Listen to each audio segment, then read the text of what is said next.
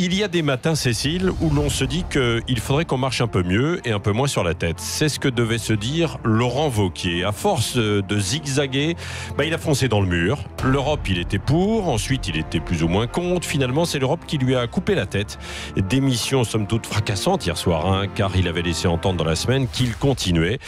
Et puis, patatras, guerre des chefs, nage à contre-courant. Certains qui quittent le navire, comme ces maires des Républicains qui sentent le vent tourner.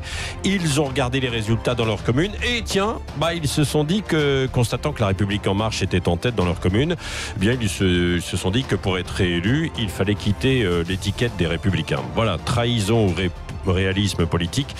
Une certitude, ça n'a pas conforté Laurent Wauquiez qui a donc claqué la porte. Que vont devenir les Républicains ? On va en parler ce matin. En tout cas, ça aiguise les appétits. Des anciens Républicains appellent à la création d'un nouveau parti. Marine Le Pen et Nicolas Dupont-Aignan qui tentent une perche. Je ne sais pas si vous l'avez vu. Oui. Et puis Marion Maréchal qui revient sur le devant de la scène dans une interview hier soir accordée à LCI. Elle a appelé un rassemblement et une reconstruction avec toutes les droites, on verra ça. Autre sujet très chaud que l'on va aborder ce matin, la loi mobilité. Est-ce que vraiment on se passera de voitures à essence en 2040 ? On posera la question à la ministre des Transports, Elisabeth Borne. Ne plus avoir de voiture à essence en 2040, c'est demain, ouais. C'est dans 20 ans. Plus de moteur thermique. Autre objectif dans la loi concernant donc les voitures, c'est-à-dire c'est de passer à l'électrique, c'est de mettre des transports en commun en route.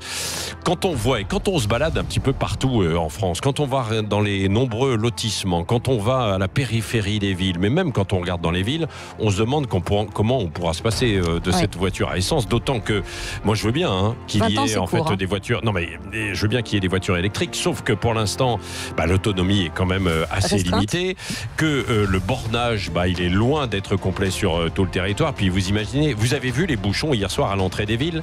Vous imaginez avec toutes ces voitures électriques qui seront plus ou moins rechargées, mais t'as pas rechargé la voiture avant de partir, on va tomber en panne, etc. Là, c'est plus des stations essence, c'est des recharges.